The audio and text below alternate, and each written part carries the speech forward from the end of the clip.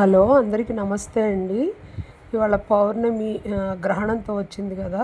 మన వైపు ఎక్కువ లేకపోయినా కూడా మనం గ్రహణ నియమాలన్నీ పాటించాలని అందరూ చెప్తున్నారు కదా. అట్లనే మా పురోహితుడిని కూడా అడిగితే ఆయన కూడా అలాగే చెప్పారు. అందుకని ముందుగా ఇవాళ మంగళవారం అయినా సరే మనం గ్రహణం అయిన తర్వాత దేవుడి రూమ్ అంతా శుభ్రం చేసుకోవచ్చు. ఒకవేళ మంగళవారం పట్టింపు ఉంటే దేవుడి రూము శుభ్రం చేసిన తర్వాత ఆ పూలన్నీ మాలిన్యం బయట వేయకుండా అక్కడే ఉంచి రేపు వేస్తే మనకి తప్పు లేదనమాట.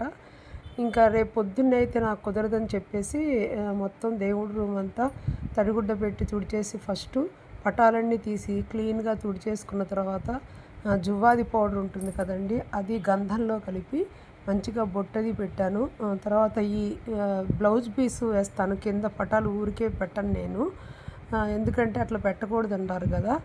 ఈ బ్లౌజ్ పీసులు ఇట్లా పట్టు క్లాత్లు వస్తాయి కదా, అవి విత్ బ్లౌజులు ఉంటాయి కదా, అవి మంచిగా వాడనివి నీట్గా కట్ చేసుకొని అవి పటాల కింద వేసి పెట్టాను.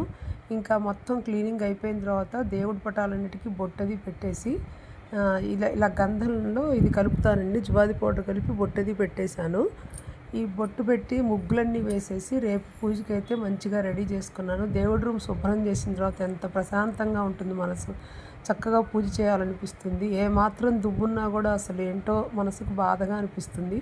అందుకని ప్రతిరోజు నేను పైన తుడుస్తూనే పూజ చేసుకుంటాను. తుడిచిన తర్వాతే ఇంకా దేవుడు పూలన్నీ తీసిన మాలిన్యం ఉంటుంది కదా, అది ఆ రూమ్లోనే ఒక పక్కకు పెట్టేసుకొని రేపు ఎవరు తొక్కని ప్రదేశంలో పడేసుకుంటే మంచిది. నాకు విగ్రహాలు ఎక్కువ లేవండి. ఒక లక్ష్మీదేవి విగ్రహం, వినాయకుడి విగ్రహం, అలాగే అన్నపూర్ణదేవి విగ్రహం మటుకు ఉన్నాయి. అన్నపూర్ణ మటుకు నేను బియ్యంలో పెడతాను. ఇంకా ఈ క్లీన్ చేసేటప్పుడు ముందున్న బియ్యం తీసేసి అది మనం వండుకునే అన్నంలో అది బియ్యంలో వేసి కలుపుకొని వండుకోవచ్చు. ఇంతేనండి వాళ్ళ వీడియో. థ్యాంక్ యూ అండి.